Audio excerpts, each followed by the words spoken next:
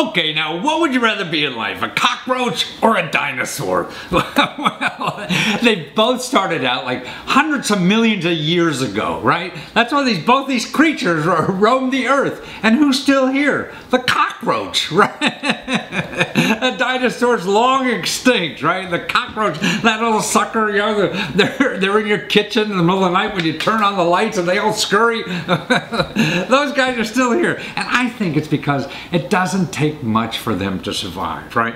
The dinosaurs become huge and they can't live, and you know, they're so big, they only ate on the, you know, I don't understand the history of it, but I sort of see in organizations when you're so big, and we always, you know, for some reason in this country everybody wants to be real big, you know, but maybe the survival strategy is being a cockroach. I mean, that's how I see it, is that, you know, I could live on a couple $1 million, you know, and to these big dinosaur businesses, that's too small. That's peanuts. They can't waste the time. You know, and as businesses get bigger, then they're looking for bigger and bigger opportunities to keep themselves fed.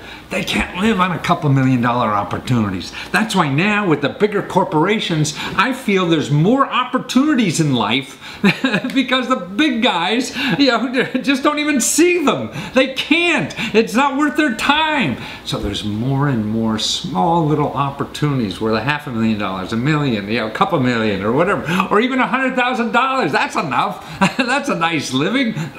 And now what's neat, it's easy to do that.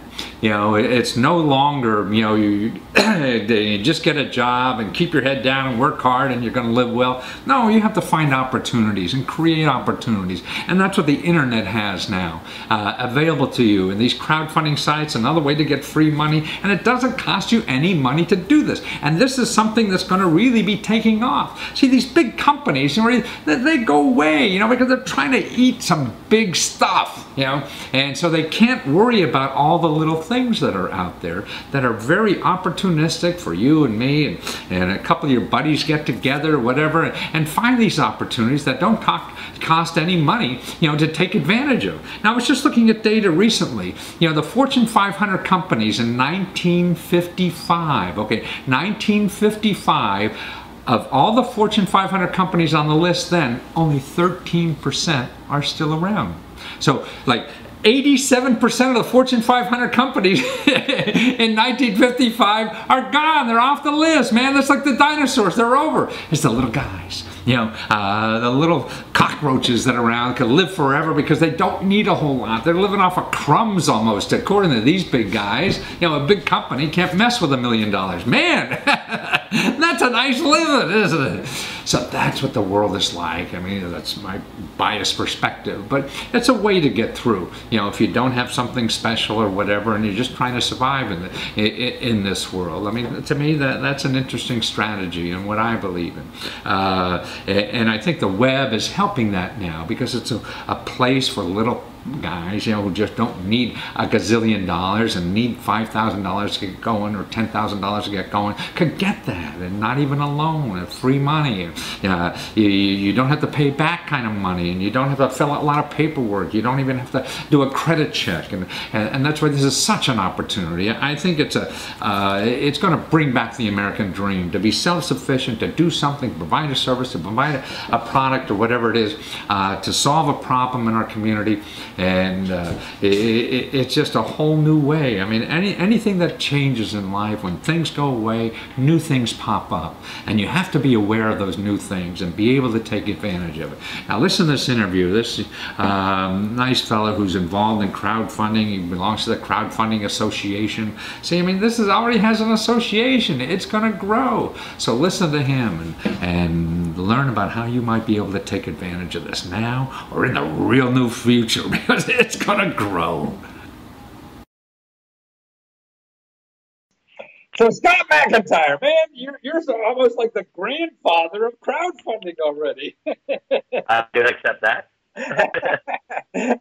You've been at it for years, and it's a business that's only been around in months, it seems. But I mean, I think I enjoy your excitement about the future of this thing. I mean, it really looks like it's going to change entrepreneuring, put it on its, you know, turn the world upside down and create so many opportunities for people. that we never could imagine before. Yeah. So what gets you Promise. excited like me about this? Huh?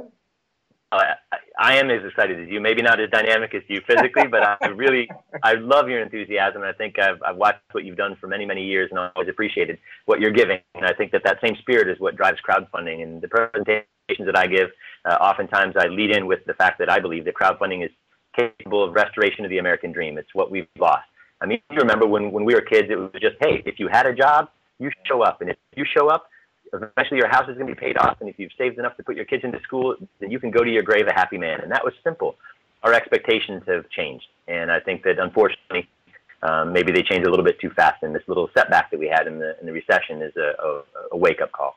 And I think that crowdfunding poses a lot more opportunity than anybody really suspects. And But I mean, what you're involved in too is really crowdfunding. I mean, it's with a lot of things. People want to go, get money to buy, to pay for a hospital bill or anything like this. But you're really looking at it just for entrepreneuring. People want to start businesses, invest in the next, YouTube or whatever it is, and all this stuff. And this is changing a lot. So explain to us, because I'm confused too about where we stand in the laws and what's out there now, and how can I get money into the next hot company?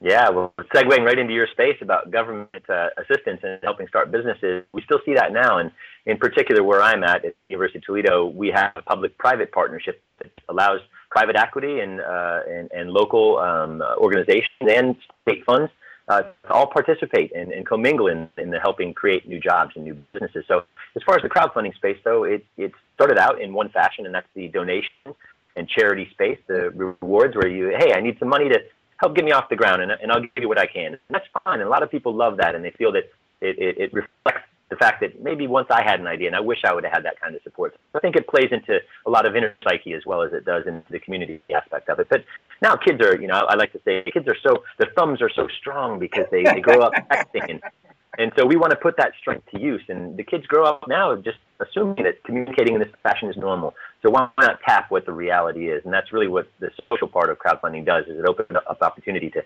anybody willing to talk about it. And now the resources are starting to mingle into central spaces where people actually can get a handle on it. And crowdfunding really did open up that door. So now it's really, in my mind, it's sort of like going to get rid of Wall Street in a way, that you don't have to go to the smoke-filled back rooms to get in on an inside deal. They're going to be on the internet for everybody, right? Well, yeah, that was a big promise of it, actually, was to allow people that didn't technically have the experience or the network or the background or the wealth to participate in what you see is the rapid appreciation of a startup pre-IPO. Unfortunately, those deals are reserved for people with $30,000 a piece. That type of a number just isn't attainable to most people anymore, and that's just the way it is. So opening it up to the fact where instead of just having a couple of hundred people putting in $30,000 to form a big business, now we can have tens of thousands of people putting in $20 or $30 to reach that same effect. The difference is, and the challenges are, when it comes to equity crowdfunding, which is the part of crowdfunding that is yet to be determined by the SEC as far as how it's going to rule and regulate that space, there are dynamics that are confusing to people as well. And all of a sudden, when you have 100 investors, that's a number that you can manage with an investor relations officer. But when you have 10,000 investors, each with their own expectations of what that investment is going to bring them, that's a job in itself that is very difficult to even imagine for people in the conventional space. So we have to make rules that are reasonable for those investors as well, and also reasonable as far as expectations of what it takes to manage that type of a business. So what happened? My understanding is like Obama, a couple of years ago said, "Hey, let's start investing, more in businesses," right? So part of the Jobs Act, they're going to get rid of some of the stuff that the SEC does and make it easier for everybody to invest. And they've done it already, right? Because now there's sites on the internet where you could invest in companies, but you have to be a certain income level, right? And people could, but still, no matter what income level, you could put your business idea on these sites and the companies and get fat cats to invest in your company, correct? That's correct. Yeah, and the actual rules and regulations that go towards the equity, meaning you get to own a share in that company, are different than the rules and regulations surrounding, hey, I'm just donating money to this entrepreneur, or hey, I'm giving money to this entrepreneur in hopes that he's going to send me his first product when it's manufactured. Right. That's what we call pre-sale, and they're being referred to now as presumers, which is an interesting designation of it. Oh, that's pretty good. Yeah. It is. Yeah. Hey, I want to be the first on the block with that particular thing. In the case of the Pebble Watch, which everyone has talked about, the first big Kickstarter success story, I actually met my first person that had that Pebble Watch, and she's one of the organizers of the startup weekend event that we just had here at Toledo this weekend. And she showed it to me, and it sure was cool, and she sure was the first one on the block. So, yeah. Well, that's it, because you tell everybody else you did it, so that spreads the word too. Yeah. So that's a genius of that. So now, so you have the typical crowdfunding like Kickstarter, but then you're talking about investment also, which is a little more complicated. You have to be a fat cat now to do that online versus just going at this point. But as a business, you could still be a small business and looking for fat cats, to invest in your business online versus Kickstarter. But then in a few more months, it's going to be almost anybody could now be a fat cat and invest online business, right? In 2 months, we'll see what the SEC does as far as making the rulings and what we on the inside call Title III of the Jobs Act. That's the act that Obama signed into law last April of 2012. And Title III makes the opportunity to invest in a startup where that appreciation can grow very quickly, available to investors without accredited verification. They don't earn $200,000 a year. They don't have $1 million in liquid assets. So there are restrictions to that, though, too. These types of investors that aren't accredited will only be able to invest $2,000 a year or 5% of their income, whichever is more. So, in other words, so can it be up to 5% of the income? So if they're so 2%. At this point, you're accredited, then it opens up after that. Yeah, so it opens once you become accredited. So non-accredited. So you're making $50,000. You could invest 5% of that, $2,500 or something like that a year, right? Correct. That's correct.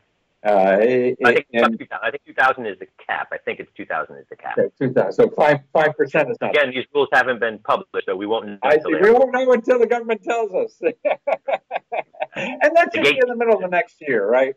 That maybe that will be working for the rest of us. But right now, it seems like an investment opportunity for I guess more wealthy individuals, but also for entrepreneurs, these websites that have these wealthy individuals that are investing, it's a place for entrepreneurs to show their companies and get vetted by these people to start looking for money for their business, right? That's right. You make a great point. This is what we refer to as the democratization of access to capital. And this is different. It used to be in the old days, if you had a business idea, a potentially disruptive business idea, you had to go to the East Coast or you had to go to the West Coast. You had to have an uncle with a lot of money. Maybe you could find some support in Chicago or Houston or Atlanta, but pretty much big cities and pretty much on the coast for the development of your idea. Now that's not the case, especially in the world where businesses can be built overnight, such as software or apps, or businesses that are socially driven through users that can be done from anywhere. So why is it that we have to go to the coast to get support in business and capital? And that's really the beauty of it. Now you can have investors from anywhere in the world or anywhere in the United States pitch into your business idea and help you launch it locally. And that's also what's helping business development assistance, such as our incubator, accelerator programs, really flourish in local areas that before we did not have that type of intellectual assistance or hands-on labor. Well, it's cool. I mean, you've been active with the incubator programs there at the University of Toledo, right?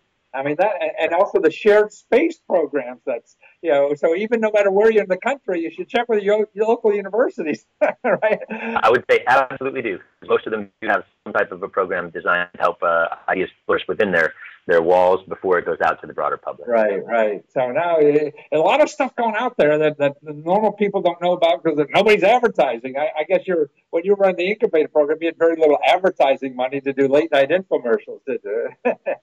I'd say it's very true. Nothing like what you can do, but at the same time, our business is more community driven. So we have events that do a little bit, and we have sponsors that help us raise money to advertise on a local scale. But advertising now is a bit more targeted than the broadcasting model. Right, I understand. You're not selling a diet product. Well, maybe, but so actually, a good we did have one pitch. You're very active in the Crowdfunding Professional Association, and to find out some more information about this, they're good people to keep a track of, and they're cfpa.org. Is that how to find them? CFPA.org is the website to the Crowdfunding Professional Association volunteer group. Right. people that I now consider my friends. We're all basically putting in our time as volunteers to help get the word out about the nature of crowdfunding in general. You find and to find you personally is through your website, which is Fabric. But it's not spelled like you think about it. It's PHABRIQ, right? Yeah, I had to make it complicated. Well, that's good. Make us think. We got to do that. If you can't think, you can't do anything in this country. Well, thank you, Scott, for informing us and keeping us up on this. Like you, I think this is one of the hottest things that's happening in America nowadays. And if you go and start learning about it now, it's another one of those trains going to stop and pass you by if you don't catch it. We think it's capable of restoring the American dream to a lot of people. So thank you for bringing attention to it. You bet, Scott. Thanks for being around. Thank you. Cheers. Bye-bye. Okay, you all set to use this stuff? Oh, just start trying. It doesn't take money, just a little effort. What the heck else do you have to do? You know, so it takes you a half hour, so it takes you an hour, so it takes you 3 hours. What'd you do the last 3 hours? Did it get you any closer to what you want to do? That's fine. What the heck? Time just slips through our fingers like sand. Don't let that happen. Start doing something now. Well, we all love going to the movies, right? And watching Superman or Spider-Man or Batman and all these superheroes. Why?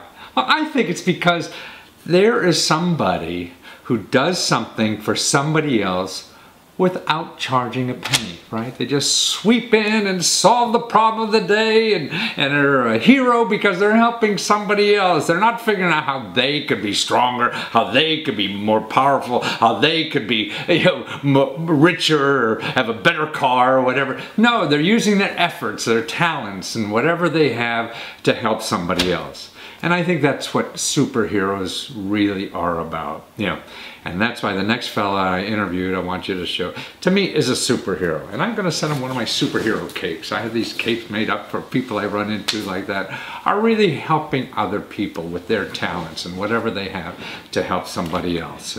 And he was a, Chris Wheeler's his name. He lives up in the northeastern part of the United States. And he just saw that all these people could not get home health care because their insurance company didn't pay for it, or they had a deductible that they couldn't afford to pay.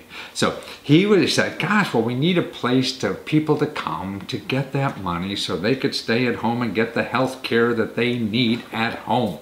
You know, and what he did was go to investors and things like that, venture capital people, and they didn't believe in him. They didn't think, well, how are you really going to make all this money and all this kind of stuff? Come back when you don't need us, is really what they said. So what he did was invest, you know, through his credit card or whatever, and just set up a website that does this. It's called Dedicating Dollars. And that's what it does. It's for people who don't have the funds to get the health care they need, or people also using it to bury relatives when they don't have the money for burial services. So basic human needs.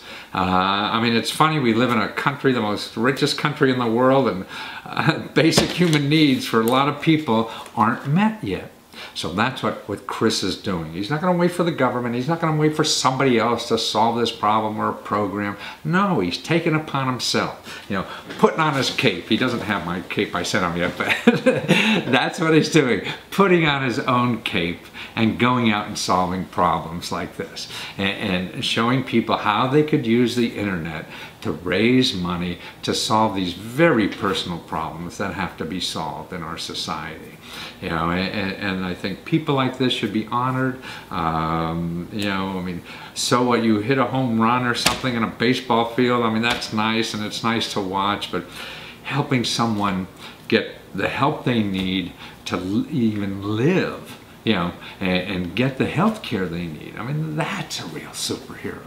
You know, these are the people we should be encouraging on our society. To me, they're the ones that should be on the cover of Time magazine or whatever. It's the average person who takes what they have whatever resources and talents they have to solve a problem for somebody else. Because when somebody else has a problem, you're not strong, you're sick and can't take care of yourself even. How do you have that energy? You know, most of us don't. We can't find that energy. We're just trying to survive. And so someone else has to help us. And that's what a society is for. I think a nice society is the one that helps our neighbor, not one that if your neighbor's house is burning, you pick up, you just get your lawn chair out and watch the entertainment. No, you help, you know, whatever it takes to help somebody. So watch this video. Well, Chris Wheeler, man, I don't know how you do this. You come out of nowhere, you're in the health, care-related industry, and decide you're going to solve everybody's financial health care problems by putting up a free website. Now, God, I don't know if that's entrepreneuring, dumb, or just trying to be a saint. I think it's a little bit of everything. So what made you, so you have a website that helps people finance their problems with healthcare. I mean, even with Obamacare, I mean, you're going to have deductibles, co-pays, and all that kind of stuff. That's right. So how did you see that need? So I saw that because I was working in the healthcare industry. I was working for a company providing services for people that were sick, and I kept seeing a trend in that people that didn't have insurance couldn't afford our services. Oh. And, so I realized that there's a whole population of folks out there that are struggling financially. And I was just trying to think outside the box in some way that I could maybe potentially help them and improve their lives a little bit. So that's where the idea of Dedicating Dollars came out.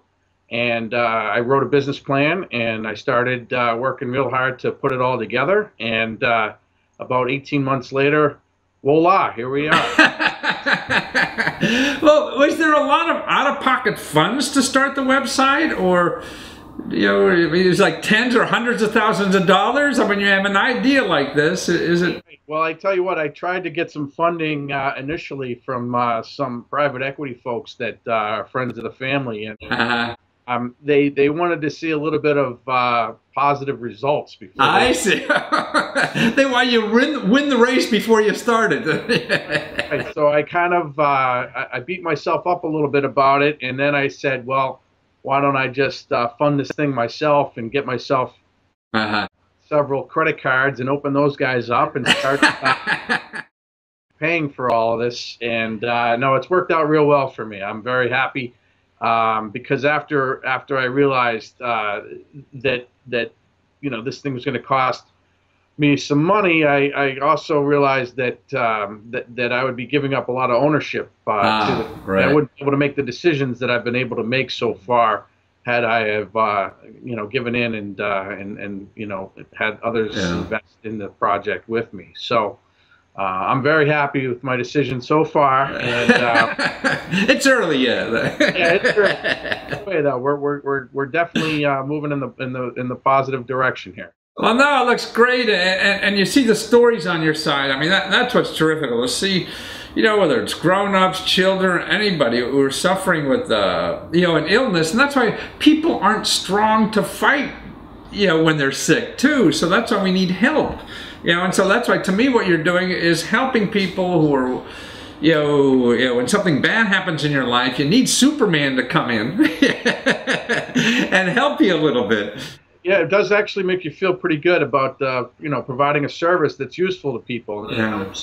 Folks out, and there's a whole group of people that are using our site for funerals and memorials. Wow, I see. Or friends that have died unexpectedly and tragically that, might have some children left, or just some, bills to pay, and the family, is burdened with this financial stress. So, it makes me feel good to be able to be the platform that these family members are using to gather the funds necessary to bury their loved ones. But what's nice about your site too, it's not like one of these big sophisticated sites where you go on and there's umpteen, I mean, it looks like a government bureaucracy. You got to fill out so much stuff and understand everything. Yours looks like pretty, hey, just put the shit up here and we'll get your money. Keep it simple, stupid, right? Right. Pretty simple guy. And, see, that's right. They had lawyers helping them start, you know.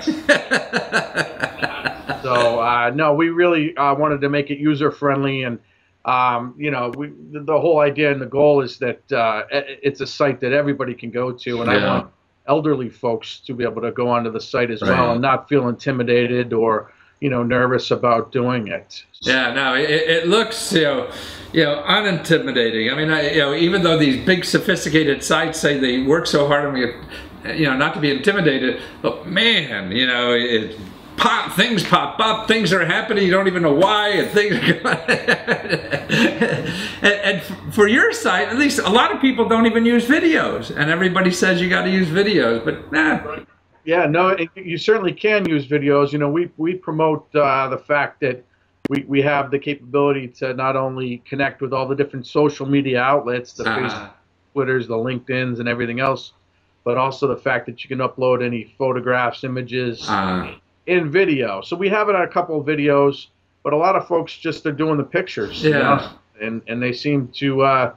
You know, maybe that's easier for them. I don't whatever works to tell the story, I guess what it is. But I mean, but to me, I think the bottom line is, God, I mean, you actually saw a problem that, see, to me, most people in life will say, hey, you know, somebody should fix that. And here you're saying, hey, you know, with a few bucks on my credit card, I could really fix that, you know. And going out and helping tens of thousands of people, whoever eventually be, to really solve a problem. And these are not frivolous problems. I mean, like, you know, how do I go on a summer vacation? You know, these are important issues people are dealing with that, you know, you're showing the community how we as a community could help people who have troubling times. We all have that time, so I want to live in a community with more people like you, man. So I know if I'm in trouble, man, I know you'll help. Right. No, I mean, we certainly are trying to provide a valuable service, and I think that right now our biggest obstacle is getting the word out there. Being a small guy, a small business owner, I don't have the marketing budget that some of my competitors that are multi-million dollar. I know. Well, some of these guys are big already. But you're dedicatingdollars.com, right? And you, to my mind, are a superhero. See, the other ones have venture capital and they're making money for all their investors. You're just trying to make money for the people who are in trouble. So I'm going to send you a superhero cape. Yeah, I should have had that for the interview. Right. I'm going to send you one. Because it's really true. I think if people in our society that realize that we have the power to help other people in trouble, you know, and this is what your site is all about and what you're trying to do, and I'm so happy you're there and doing this and showing the rest of us how we all should be doing things like this. That's right. That's right. I mean, one person or family could be struggling or need some financial assistance, and then you know, if you have a network out there that can help, then why not everybody chip in a little bit and be able to, you know, solve a major issue. But also, you're giving other people a chance to give, and I think working out well so far. And I think by giving other people a chance to give, giving is so. I think it's the greatest thing to do in life. It feels the best, you know. So you're providing a platform for other people to feel great by giving. Well, Chris, I really think that this is, you know, one of the best things in life to do. I mean, you found a problem, you found an inexpensive way, really. I mean, you're not, you know, not millions of dollars to solve this problem. It's you taking the initiative, you know, to see that, to use the technology to solve problems for all these people that will be eventually using this. And you know, I want a society where everyone is like that, you know, not watching my house burn. Getting the lawn chair out to watch my house burn down. Yeah. I'll help you raise money if your house does burn down. Right. Well, I know where to come. So thank you for being there, Chris. And anybody wants to know and use the program. And really, you have nothing to lose by trying, right? Right, give it a shot. Yeah, there's no cost or whatever. You just get on the site and do it. Dedicatingdollars.com, right? Like us on Facebook, dedicatingdollars.com. Absolutely. Right. Well, great. Thank you again, Chris. Take care. Take care. Thank you for your time. Appreciate it. See, it's really hard not to be selfish in this community. We all have to fight it every day. But the object is to find that one little thing that you could do for somebody else and be a superhero. Man, that feels better than anything.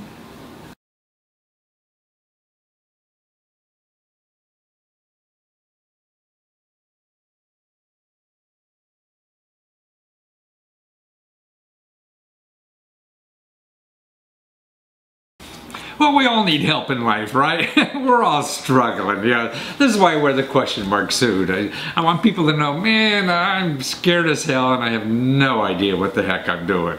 And I'm just guessing. So I'm willing to learn and steal from anybody. Well, here's a young woman who has an MBA from Harvard Business School, the biggest in the country, been involved in a whole bunch of startups. And now she just had a child and whatever and wants to stay home a little more and wants to help people over the internet.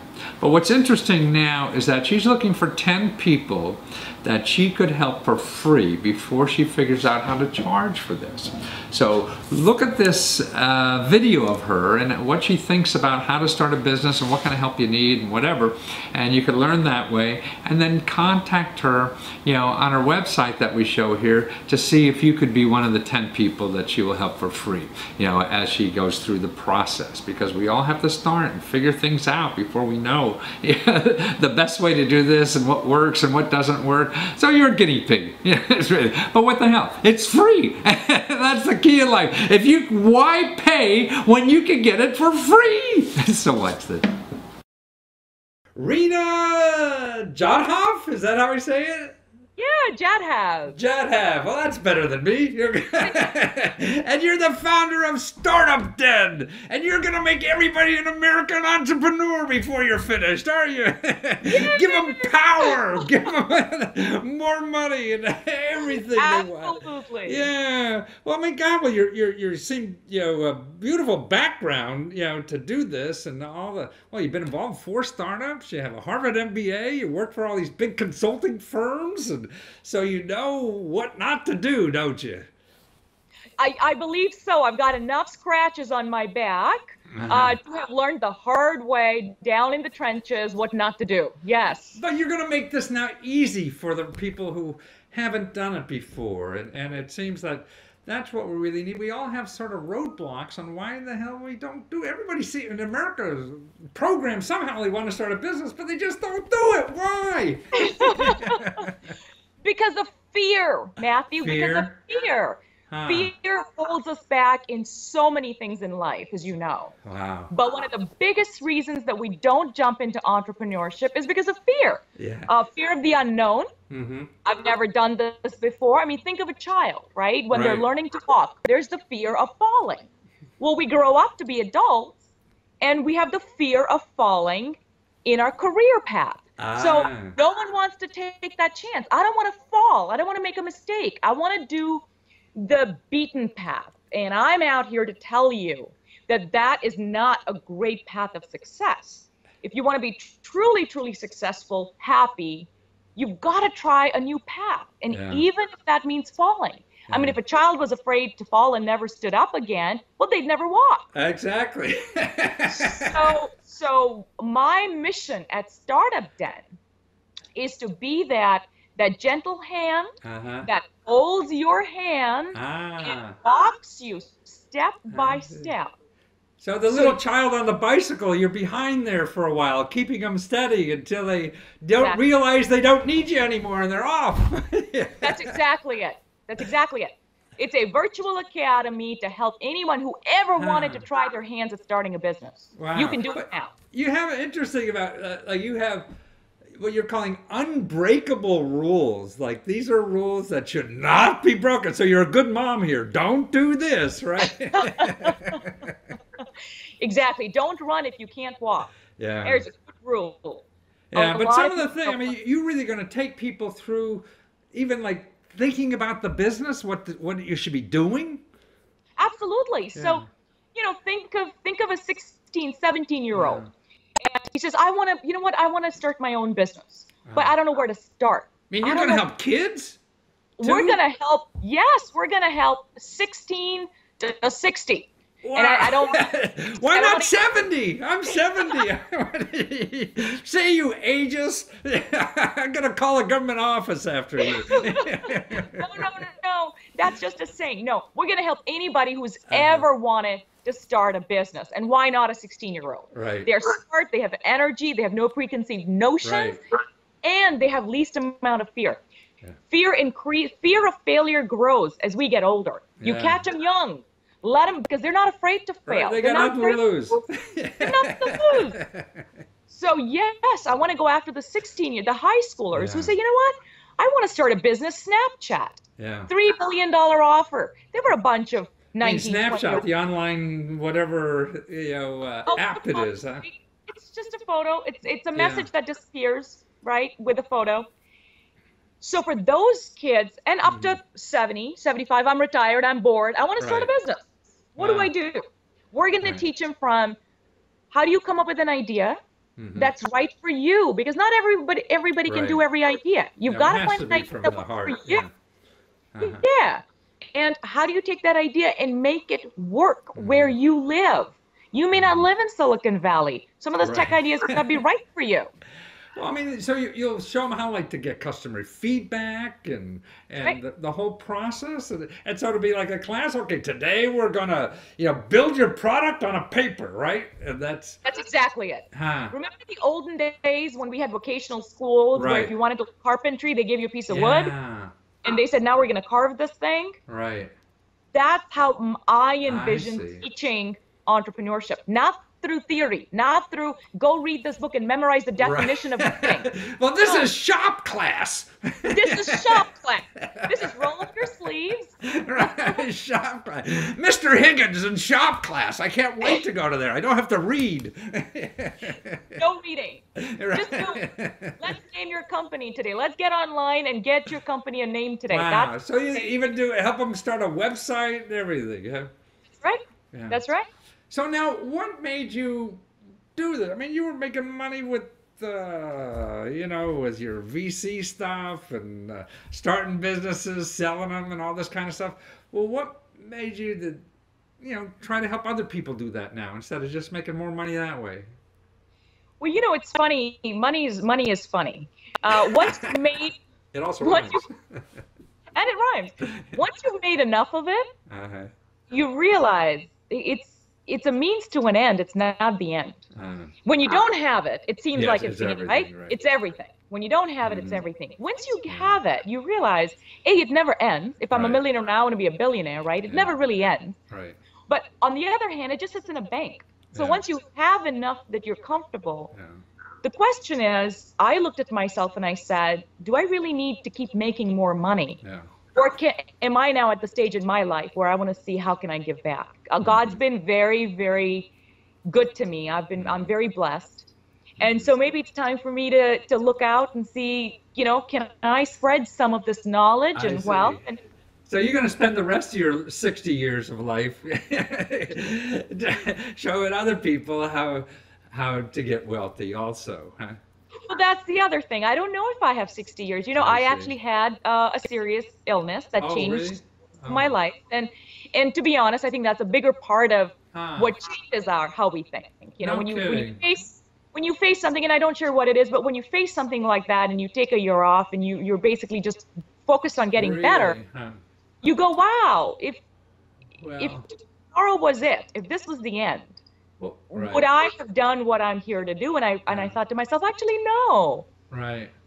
If tomorrow was the end, I feel I would want to do more. And I love educating. I love teaching. Well, now this is probably a stupid question, but did that tragedy or that brush with death or whatever help you get more out of your life now? Oh, absolutely. Really? I reprioritized, so it's easier. So I quit working. I'm a type A, 20 hours a day working gal, and And I quit that sort of stay at home and focus on kids. And I did that for a couple of years until I realized, oh gosh, they're leaving. So I got to figure out, what else can I do between the hours when the kids are out? And I'll be honest, another big inspiration for me is my now 9-year-old. She was 8 when this started. She's just a born entrepreneur. She started with. She's got it in the genes there. She is so, poor thing. She's so cursed with my husband and my DNA of entrepreneurship. Right. So she started she wanted to sell bracelets, and she did. And then she got into duct tape bags, and she started a business with her classmate. Cool. And they sold duct tape bags. And then she came to me and she said, Mom, I want to get a book on how to start my business. You're not teaching me. I got to go get a book. So we went to the library. And the librarian looked at her very oddly and said, sweetheart, this is a kid's section. We don't have books on how to start a business. She looked so crestfallen and disappointed that there was no book for her to read. That's interesting. Yeah. And I thought, well, gosh, maybe this is an opportunity. Maybe this is it. Maybe this is a sign. I got to go out there and put something together. Well, no, you're right. And maybe there is. I mean, my wife does a lot of work helping young women at that age, doing community kind of world projects and social responsibility kind of stuff, and I don't think there's literature on that for them. There's literature for adults, but not there. So entrepreneurs is the same way. There's no literature for these kids, to get it. So you're going to solve that problem, talk their language. You got 2 at home, so you know how they talk. That's right. More so how to get their attention. Very small attention span. So if I can make something work for them, I think it'll work for adults. Right. I think it gets smaller as you get older. That's true. Well, Rena, this is a wonderful project I think you're doing. And so if people want to follow you now, because you have great videos on your site and everything, it's just startupden.com, right? And soon you'll have, lesson number 1, 2, 3, 4, 5, and all the way up to help people go through the process of starting their own business. And I mean, this is what America's all about, I feel, and being inventive and creative and using as much as yourself as you possibly can. And it seems like you only could do that if you really want to be there. Yes, absolutely. It's all up to you. You can do it if you want to. Absolutely. Commit to it, as I say. Just commit to it. Just say you're going to take that. Thank you so much, Rena. Thanks for being there. And I guess that you found something very special for yourself, even because of that bad illness or whatever you had in your life. And there's always something happening in life. You never know, right? So grab as much out of it today, man. Do the stuff you really want, right? Absolutely. And by the way, if someone out there would like to be part of my free pilot, I'm going to have 10 students that will not have to pay any money. They're going to be part of my pilot class, which will launch end of January, beginning of February. Oh, that's really soon. So you can take a free entrepreneuring class. You want to be chosen for one of the free students to get you through the whole process of starting a business. Well, that's that's what I'll lead with, that. And we're going to run out of time, so I better go, okay? And we'll get you people. Okay. Thank you. Thank you again for being there and your good spirit. My pleasure. Thank you.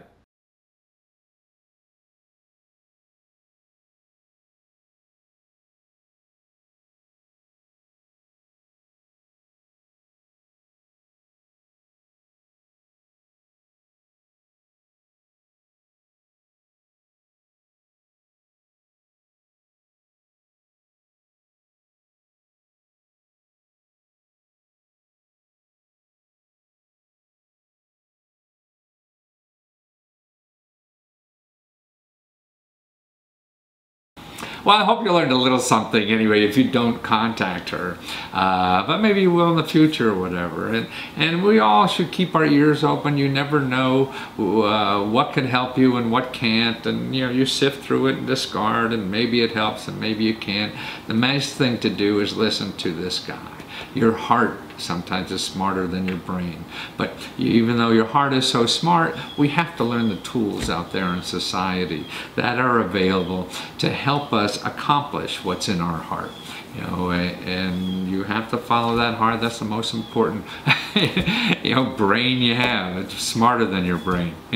But learning the tools takes some effort, and that's why people like her can help you learn the tools.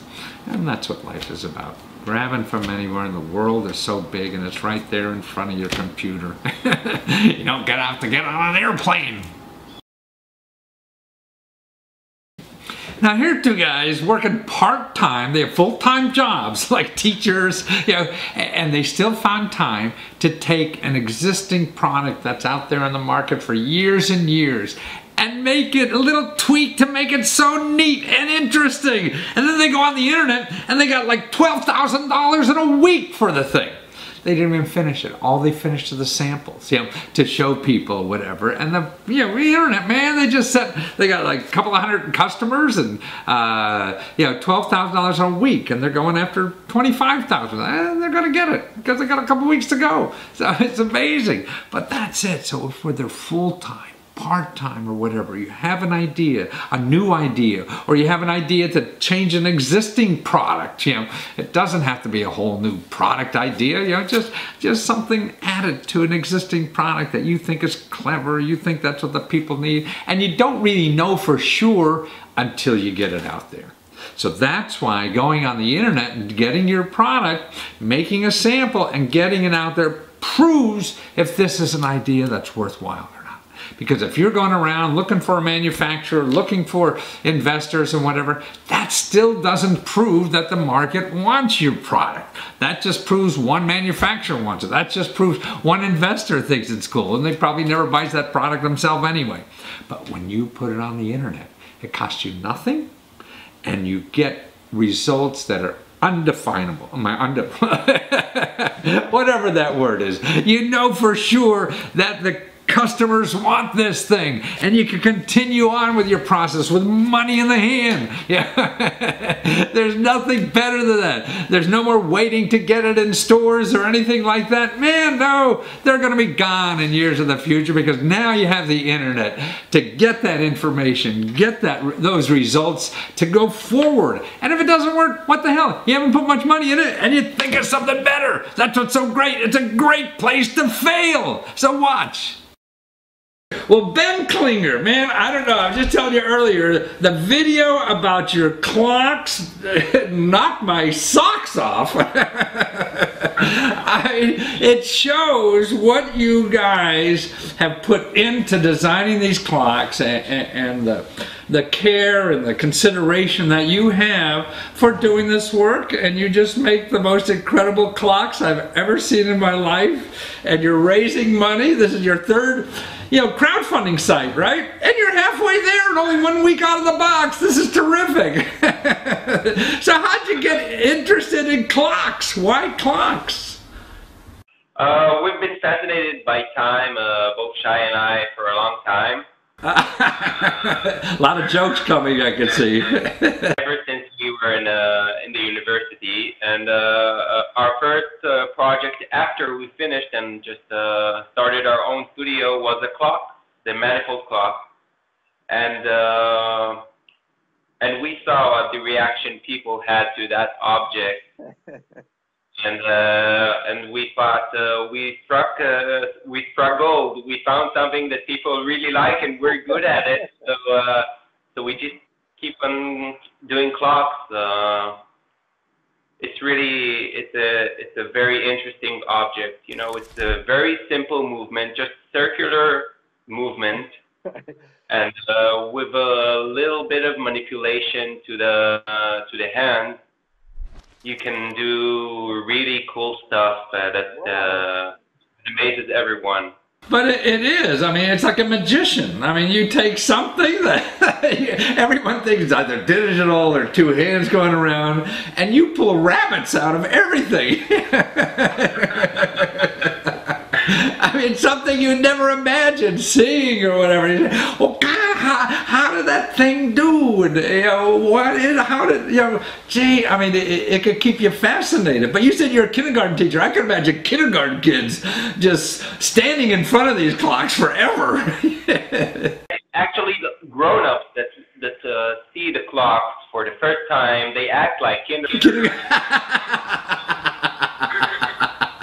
They never thought that a clock movement can do that. Yeah. So it's really interesting to see the reaction people have the first time they see it. So not only are you giving time for people, you're giving entertainment, you're giving curiosity to people, amazement and joy. I mean, just the joy of seeing your clocks, I mean, makes you feel better about the world. So now maybe you guys are going to become therapists, right? Probably our first career will be therapy. Well, I mean, you think of it, every therapist should have one of your clocks in their office, you know. So that's a great sub-market, I think, for you. And they're so reasonable. I mean, now on Kickstarter, I mean, like they're $40, $50, you know, for getting it there, and it'll be $70, $75 when you're on the market after you finish it producing. So this is a hell of a good time to get one of your clocks, isn't it? Because we think that people that help crowdfunding, they're really passionate about the product and the people behind it. So the price is, it's just over our production price. We have to calculate other costs like shipping and Kickstarter fees and Amazon payment fees. But we really keep it reasonable for now because these people really help bring the product to life. Yeah. So, I mean, I guess that's what Kickstarter is all about. I mean, you worked a long time developing the idea and the concept and the models or whatever, but now to get it out to the people, you need that money. And that's what this, you know, crowdfunding and internet money is just wonderful for that. Otherwise, you'd have to find some big fat cat, you know. I don't want to think what we could have done 10 years ago. I don't know how we could make money. Yeah. This is an excellent idea, and that's why we keep on coming back to it. So you feel that 10 years ago this couldn't have happened for you because of the technology wasn't there yet, right? Yeah. And not the technology of making the clock, but the technology of getting you money so you could be in business. Just imagine that we're here in Tel Aviv in Israel. The market here is very small, and we can get to everyone in America, in Canada, in Europe, and we're right there at their screen, and we're here in Tel Aviv, so it's amazing. And I'm in Washington, D.C., and in my kitchen, and you're in your kitchen in Tel Aviv. And I'm thinking maybe, you know, 10 years ago, you would be like you were in class. You'd have a desk or a table out in the market trying to sell these, right? Yeah, we go door to door.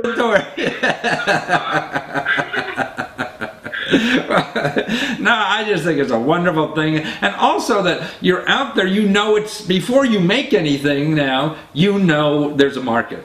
Yeah, that's what's so neat. And we know how strong it is. Right. Because when we want to manufacture something, we have to go to the people that outsource it, and they tell us there is a minimum order quantity. That is our biggest fear, because that means that we have to find certain amount of people that are willing to buy our clothes before we can make a single unit. So the company would make you one, but it'd be expensive as hell, wouldn't it? One will cost us the same as 2,000, so it doesn't really matter. You want 1 or 10,000, same price. Well, that's wonderful. And really, to get the clocks now, or even in the future, it's Studio Vive. How do you say that again? Studio Vet. Studio Ved. StudioVed.com, that's Studio VE, for those of us who I was just educated about. VE means and, because there's two people. So StudioVed.com, and you see the current clocks that you get a discount on, and actually all your other clocks. I mean, that one with the long sweeping hands that go, I mean, I just fell in love with that thing. And the first one with the cone or whatever, I still don't know how that works. I guess it's your partner who's the mathematician. He understands that. He had the idea. It's actually based on the thesis he did in his master's. Really? Wow. So that's a master's thesis. I get that clock put on the wall. Hey, this guy in Israel, that's his master's thesis, is doing a clock. Well, that's wonderful. Well, you're a delight, Ben, and thank you so much for your time and your talent and sharing it with the rest of the world. I just hope you continue success and giving us stuff that we could really appreciate and feel more alive, because I think that's what your products do. So thank you very much. And it's StudioVev.com. Did I say it right? Great. Thank you so much, Ben. Now, all those clocks, dynamite, man. I'd love them in my kitchen here all over. I mean, I don't know, I have this fascination with clocks, so that's why it's interesting to me. But see, it's taking idea. Think about it. Everything is really, your whole life is really between your ears. What can you do here to make things happen there, you know? That's what life is about.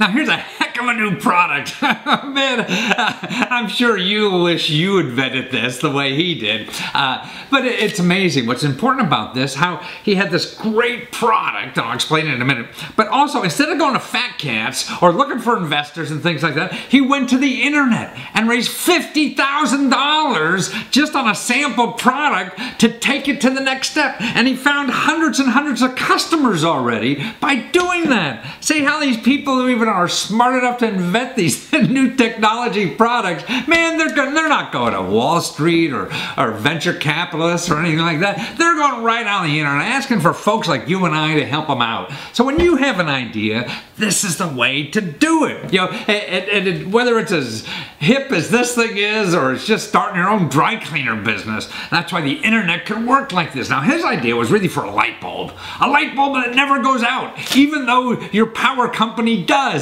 I don't know where you live, man, but man, 3-4 times a year, our electricity just goes. I mean, I feel like I'm in a third world country.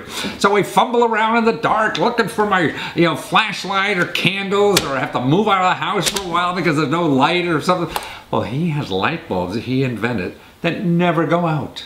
Never go out. You just put them in and the power goes. That has internal batteries that keep recharging forever, and you use it for 20 years, and so you wake up and everything else is dark in the house and you flick on the switch and your lights go on. I mean, just think of the seniors, the elderly persons that that fumbling around. That's where most of their accidents come, is falling in the dark and falling in their house, and they're brittle and bones break, and that's on the road to downhill. So every senior, I think, should have a couple of these in the major areas of your house. And right now, really, if you order them on the web before he's in production, they're a bargain. That's what's neat about helping inventors or people with ideas, and you could be one of these people too. So that's why when you see this video and watch him explain, you keep thinking about, hey, how can I do something with similar idea I have? Like I have a new idea for a baseball, whatever you have.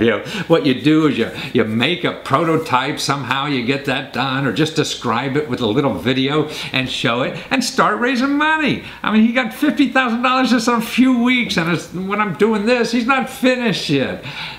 So it's really fun, and that's why it's the fat cats, the gatekeepers that had all the money in this country, that 1% who think they're going to rule everything. Well, that with the internet, man, their game's over. Because you could go and get 500 people on the internet to kick in a few bucks a piece, and now you have enough to start. you know, and that's why it's easier. You don't have to ask relatives or friends or things like that, or just doing it because they love you or whatever. You got real people, real consumers. Hey, this is a great idea. I'll help you promote this thing, and I'll help you, you know, make this happen.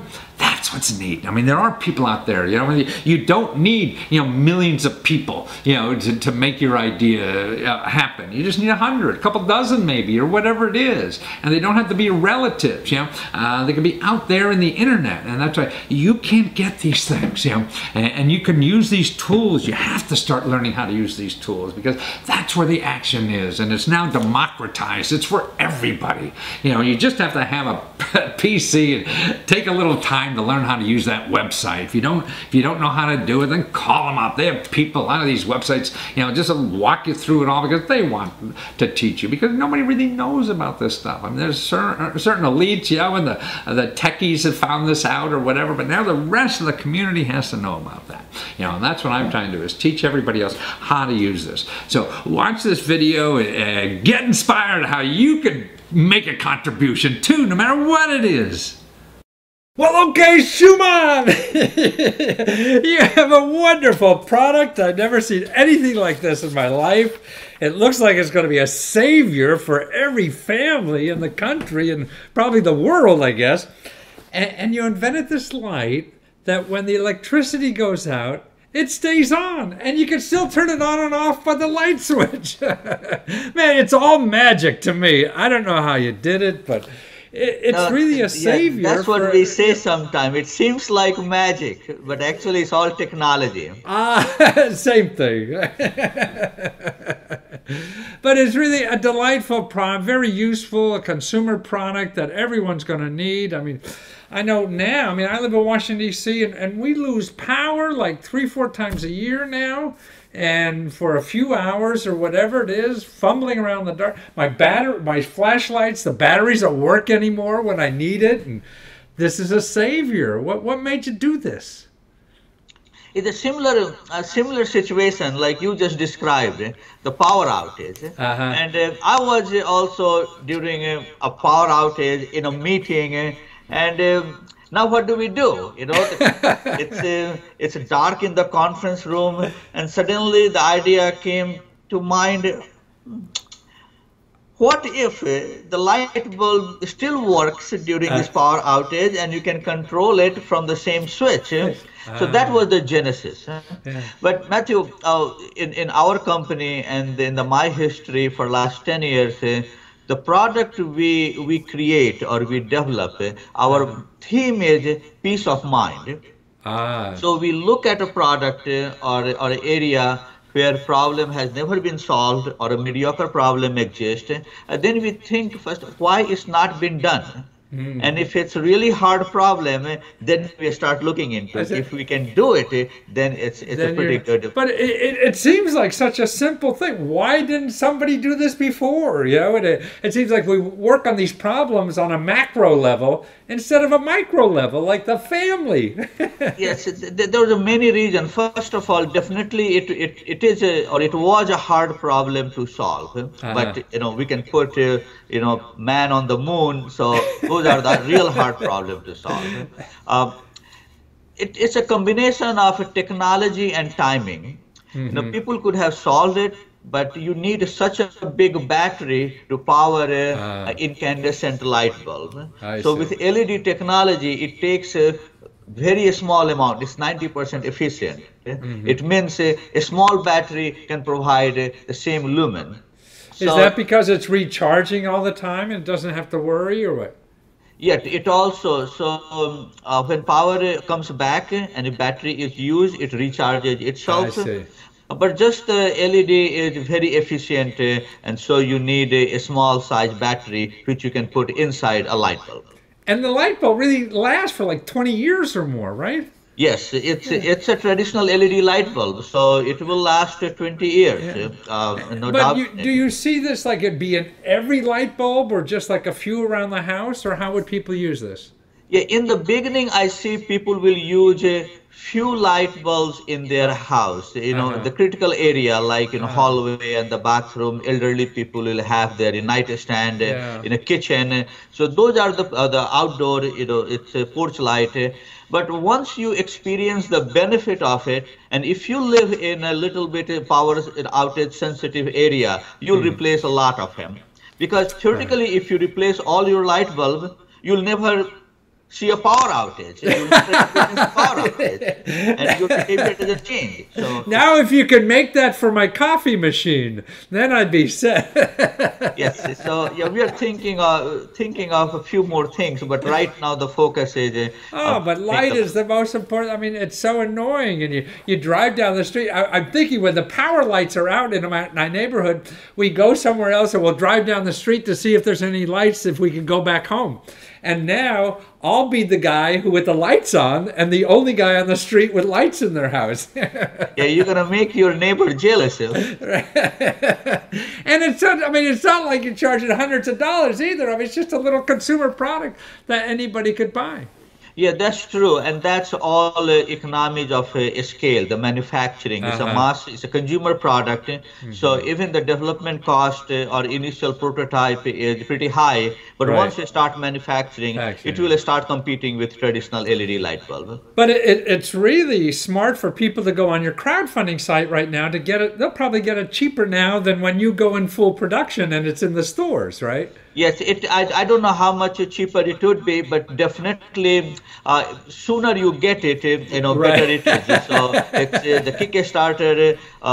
You are in line, and the first production comes out, you will get it, and it for us it helps validate our concept. Right. That's the most important. That's I think the most important thing, to encourage you to make sure this is happening, because it's something that we all need. It's a wonderful idea.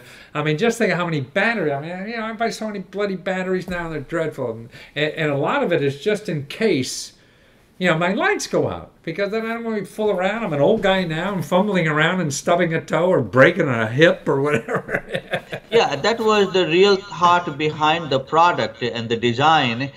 How we can make it simple enough people does not have to change their behavior. Just replace our light bulb with existing, and everything works the same. You have power or you don't have power. So it's a really safe. When the power goes out, I could get up in the middle of the night and just turn on the light switch and it'll go on. Huh? Sure. Well, there to you, Pepco. It's not a substitution of an electric utility, or definitely it provides a lot of convenience, peace of mind. When the real critical time, the power goes out in the evening, you're having dinner. Now what do? We go and look for flashlight, candle. Here, you don't notice it. Your light is there, and you finish whatever you want to do, and then just turn it off and go to bed. Right. But besides saving money, to me, it's more importantly, and convenience, it's a safety factor. I mean, this is, the most important thing. I mean, too many things happen in the dark that, you can't plan for, besides not being able to read or whatever. But it's still the safety issue, getting back and forth to the bathroom or whatever it is, checking on the dog. I was talking to somebody, brought the safety issue. The most of the elderly accident during power outage happens due to falling. People fall because they start looking for flashlight or candle in the dark they don't see, and they just fall. So it's definitely a big safety device. So we're doing this interview around Christmas time, so this would be a heck of a Christmas present for Grandma and Grandpa, everybody. They don't have to, because it's a no-brainer. You don't have to think. You don't have to know anything about technology or anything. You just screw in the light bulb like anything else. As simple as 1, 2, 3. Just take your old light bulb out and put a new one in. That's all you have to do. Well, you're a delight, Shuman. Thank you so much for doing this. And the best way to meet me all the time, you'll be at smartchargelight.com, right? Yes. And we could get through Kickstarters from there too, right? Yep. Or we will soon, right? That will take you to the Kickstarter. Look at it and provide me feedback. If you have questions, just ask us. Very wonderful. And love to hear from you. Well, you're a delight, and thank you for coming here and showing us how to be inventive and solve real problems for real people. Sure. Thank you for having us. Thank you. Bye-bye. Ah, see? A light bulb. A light bulb idea. Bing! Your idea gets you 50 grand in a few weeks.